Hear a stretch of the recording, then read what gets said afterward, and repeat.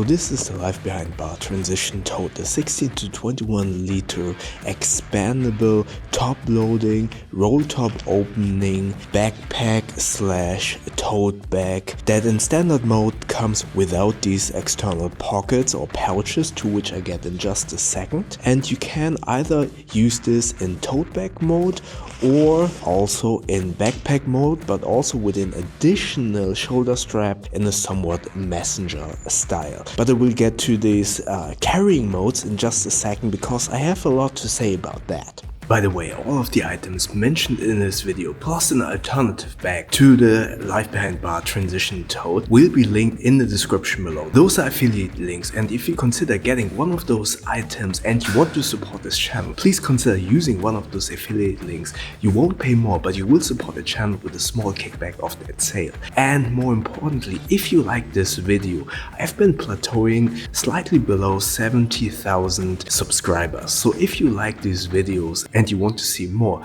don't forget to subscribe to his channel and click the little bell icon so you won't miss next videos.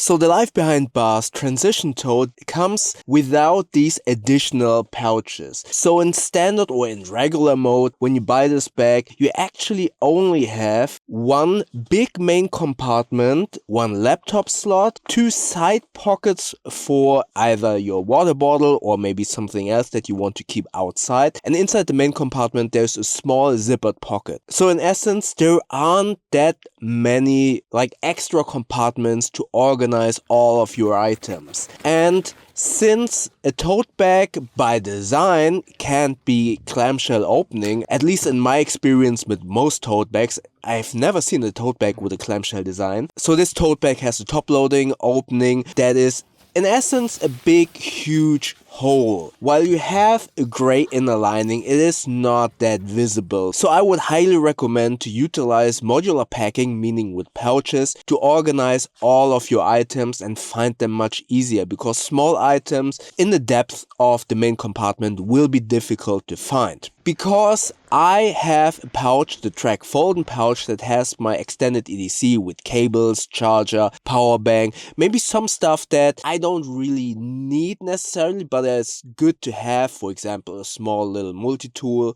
I keep all of those extended everyday carry items in the track folding pouch. But I wanted to utilize all of the accessories that I have available to me, and I loaded up all of the extended EDC in this additional pouch that I attach on the top via these small little, these aren't really moly, but akin to moly attachment points. And I loaded up all of my extended EDC in this modular additional pouch, which fitted perfectly, don't get me wrong. However, because in the main compartment or the bag overall doesn't have that many compartments and that many places to store my stuff, and the main compartment in essence is a big dark hole, which makes finding smaller items a little bit difficult, and there are some items that I just don't want to organize into a pouch because I want to access them quickly. For example, the DJI Pocket 3 that I'm filming on at the moment, I really was lacking some organizational zippered compartments somewhere on the bag or inside the bag. So I took all my extended EDC items out of this pocket here and put them back into the track folding pouch, so I could just stash the track folding pouch inside the main compartment and utilize this additional pouch here on the top for smaller items and items that I want to access quickly, like my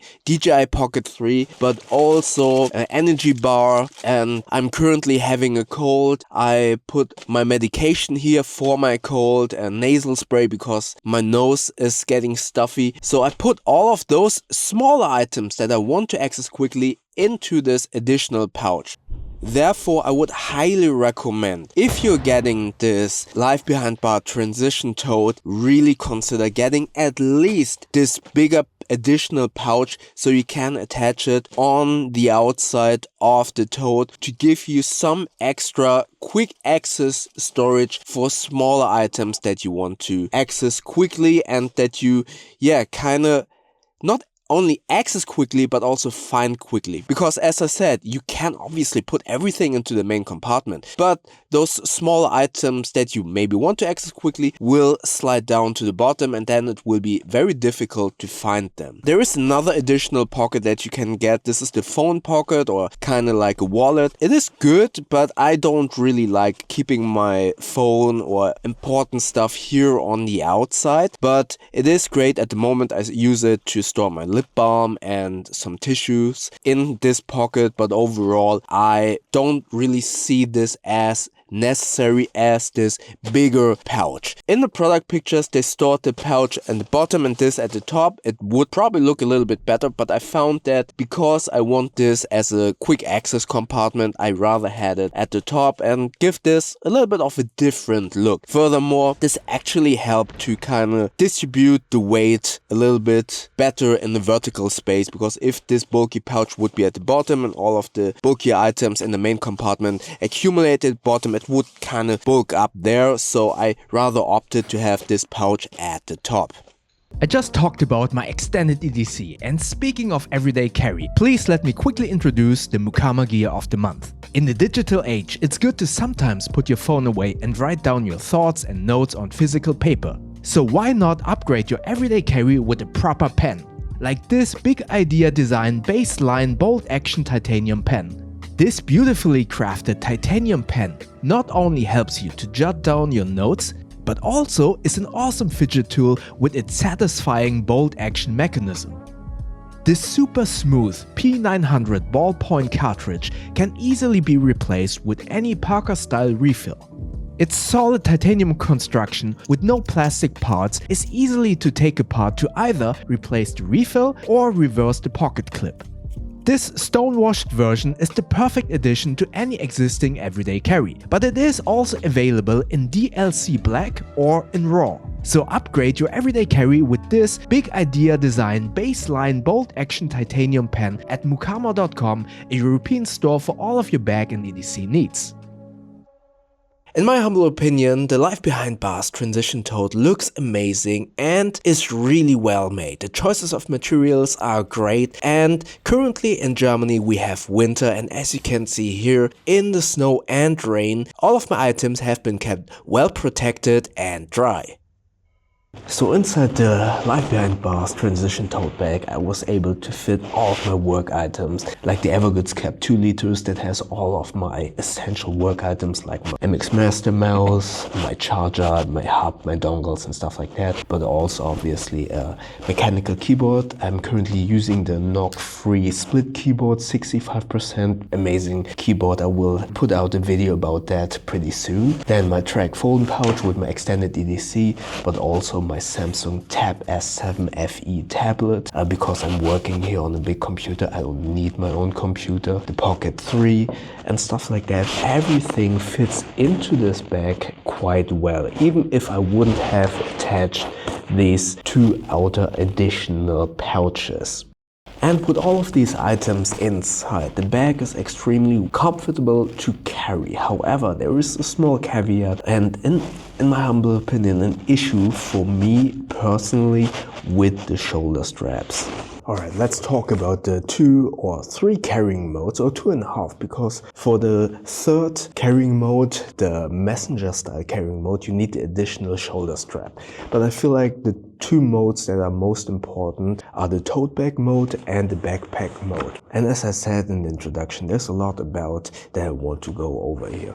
In tote bag mode, there's not much that you can kind of criticize about this. This grab handles and the way you carry this bag in tote bag mode is great. However, to kind of get to the backpack style carrying mode, you have to pull on the shoulder straps to kind of shorten the second grab handle of the tote bag mode, and then you pull it down and then you kind of have to extend it like this. While this is not a big deal in terms of how to use it day to day, I just didn't enjoy it that much, because when you kind of pull down these shoulder straps, it's not not as smooth. So if you don't properly pull it, then in the beginning I always just pulled down one side while the other side was still long, and then the shoulder straps had completely different length, and that kind of, for the lack of a better description, threw me off balance a little bit, and that was really annoying to kind of figure out in the beginning, to have the, let's say, smooth action to convert it from tote bag mode to shoulder strap mode. Also, when you pull it up, sometimes there is this stopper mechanism here that prevents the shoulder strap from completely kind of pulling upwards. It sometimes this part sometimes gets stuck here a little bit, and yeah, I just didn't like that. Furthermore, when you kind of pull it down, it's, yeah, as I said, it's not as smooth to go from tote bag to backpack mode. Not a big deal, but yeah, if you are in a hurry to go from backpack to tote bag, it goes real fast. But if you do it the other way around, if you don't do it, like, in air quotes, properly, then you could end up either with one of the sides being somewhat stuck, and then you have two different lengths of shoulder straps, and yeah, something might just kind of snag somewhere, so it doesn't give you the proper length of the shoulder strap that you are intending to. Furthermore, the shoulder strap padding is fairly thin to not get in your way when you want to carry it in tote bag mode, so that is kind of understandable, or a trade-off when you want this hybrid mode. But more importantly, what I noticed is this is not as long, the padding, and it is connected to the top, which is okay because you want to have this kept in place. However, if you one shoulder the bag, the padding or the overall contact area of the shoulder strap is not here at the padding, but rather the non-padded strap digs into my shoulder. I believe this could be completely different depending on your frame and your height and your body size, but with my height and with my size and with my frame, when I was one shouldering this, because in the beginning, as I said, I didn't get the proper way to kind of adjust this, so I ended up with this having the right length, so my right shoulder, while the left shoulder was a little bit short. So I pulled it out of the car, and I was just one shoulder strapping it and carrying it only on my right shoulder. And I noticed that the contact area of the shoulder strap and all of the weight was just on the unpadded area of the shoulder strap. So that was a little bit annoying. And again, this is not a big deal. So this conversion from tote bag to backpack isn't as smooth, but from backpack to tote bag mode is very smooth.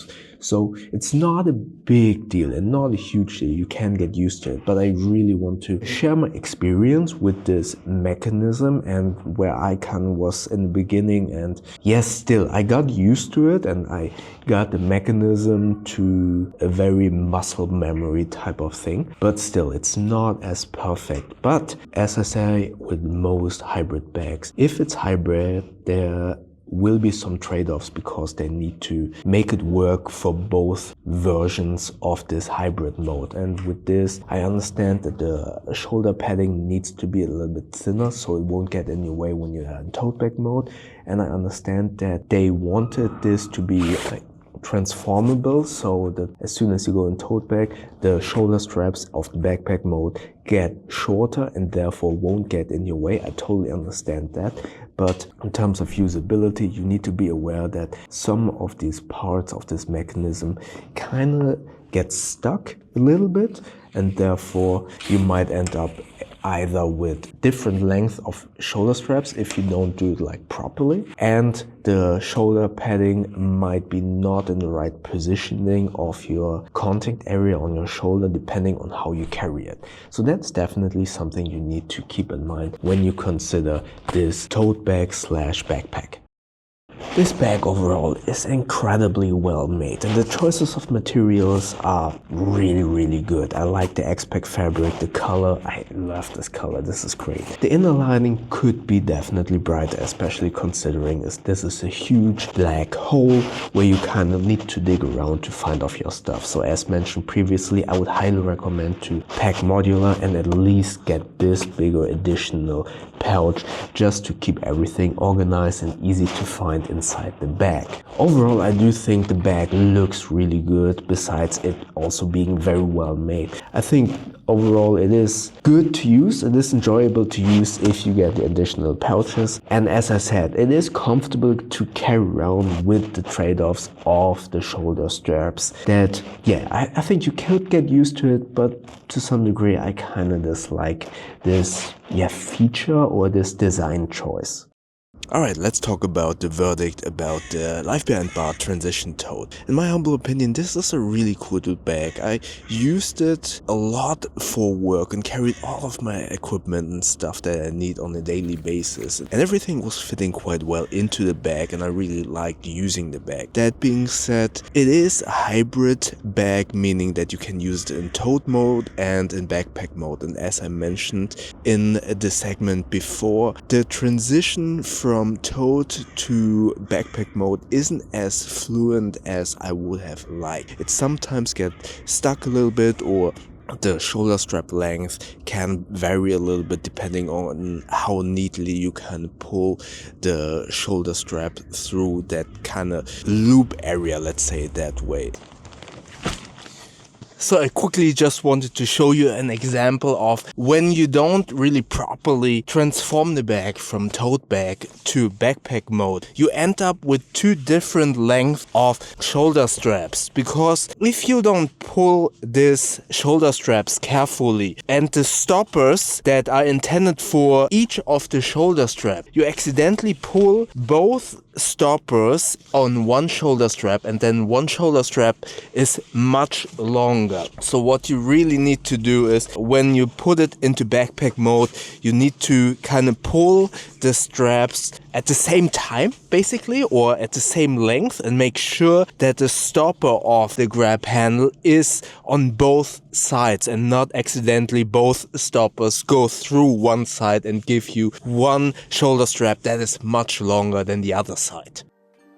In tote bag mode it carries very well, and I really like the tote bag mode. And if you get that bag, I would really recommend to get one of those additional external pouches that you can put on there, just to create some more areas where you can kind of organize and pack your stuff. So I would really get the bigger pouch just to attach it to the front of that bag. So as I said, the build quality, the looks, I really like that. The transition from tote bag to backpack mode is a little bit fiddly, but other than that, I think it is a very good bag and it was very enjoyable to use. As an alternative, if you want just a tote bag, I would highly recommend to take a look at the Alpaca Metro Tote. That is a really cool tote bag that I enjoyed a lot. So if you don't need this hybrid mode from tote bag to backpack, then that tote bag is a really good alternative. If you want something that is hybrid, so meaning you can use it in tote bag but also in backpack mode, then definitely check out the Bellroy Tokyo tote bag. I will link both of those alternative bags in the description below. But other than that, yeah, the Life Behind Bars transition tote bag, great bag if you get the external additional pouch, and if you keep in mind that the hybrid mode, the transition from tote bag to backpack, isn't as smooth, but it is definitely something that you can use to. So yeah, if you have any questions, comment below, and if you want to check out a different Life Behind Bars bag,